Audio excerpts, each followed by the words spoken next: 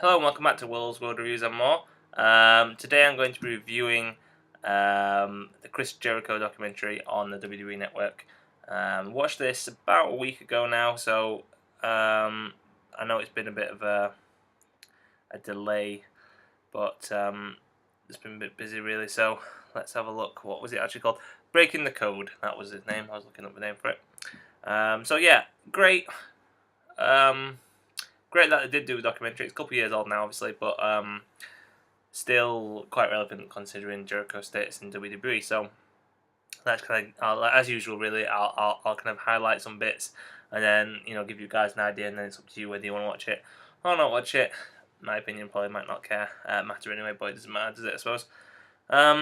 So yeah, Chris Jericho in general, I like him. I'd say he's probably on the cusp of my all-time favorite wrestlers. Not quite there, but um, still up there. Someone that I enjoyed watching and was very much a part of my kind of getting into wrestling the first time round. So yeah, and this doc was good. It gave good focus on his early wrestling career, not so much on his early life so much, but good focus on wrestling in Japan, Mexico, and Germany. You could tell from an early days in his promos, especially his charisma. When he was teaming with Lance Storm, Lance, great wrestler, but obviously you could probably say not the best at promos. But Jericho, from an early age, you could sense that. I like the fact that he was prepared to learn his craft. Made it through ECW and then WCW, and didn't have the best time, obviously, there with Goldberg and the cruiserweight tag he had, and the reluctance to kind of push him forward, and considering he believed he had the confidence and the ability to do so, and obviously that then took note of WWE and led to one of what many people would call probably one of the best debuts in the history of the business. A very iconic moment. I think Jericho said it himself, he wasn't keen on it in the documentary, but for everyone else watching it and to this day who was a Jerichoholic, it was a great entrance and one that was remembered forever.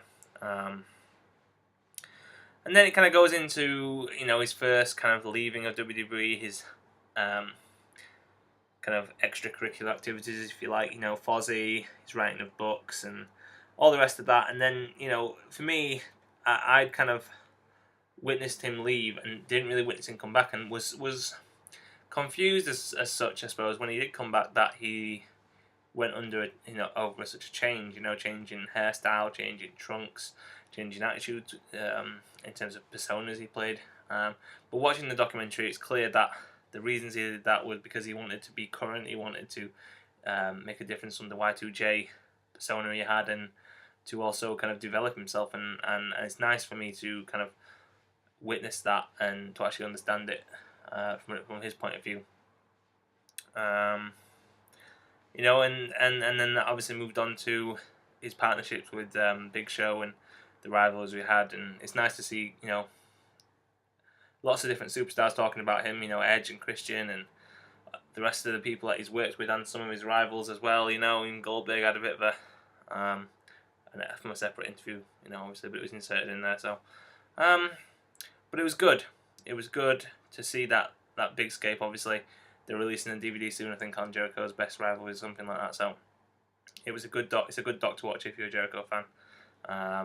And it's intriguing now for me because I'm thinking about maybe looking into buying his books and all the rest of that. As for the negatives, it was a little bit disjointed. I don't know. I just got that feel. It rushed early on. Like I say, his early life wasn't focused on.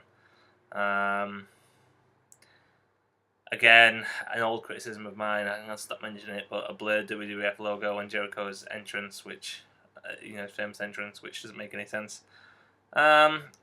Something that surprised me a little bit was Jericho was quite negative on China in terms of the idea of him working with a woman and things like that, which kind of made it a little bit hypocritical because it, reminded me of perhaps Goldberg's attitude with Jericho in mind. So that kind of struck a chord with me, but I think he still appreciated what that rivalry did for his career. And then, as ever, you had John Cena kind of coming on and being quite condescending, but there are no negatives really. But all in all, it was a great a great documentary. Not the longest either, which is good. Sometimes they can be quite long, and it really did give a good picture of Jericho as a superstar, and someone who at the moment I don't think is tied to a contract, other than he did do some house shows and things. So someone that they will probably want to keep around for many years, and probably should, because he is a great entertainer, and that's first and foremost his strengths. And obviously a great wrestler too. So I think the future's bright for him in WWE. But obviously we've seen he has got a great extracurricular activities too. So I think he'll be someone that will be in the public sphere for a long time, and great. That's great for us fans. So you're a Jericho fan, watch this documentary. If you're not, watch it, and you might be surprised. But that's about it, guys. Thanks for watching. Keep liking, commenting, and subscribing. Hope this helped. And if you've seen it or you want to catch it and you do watch it, leave your thoughts below. But until then, I'll see you soon. Peace.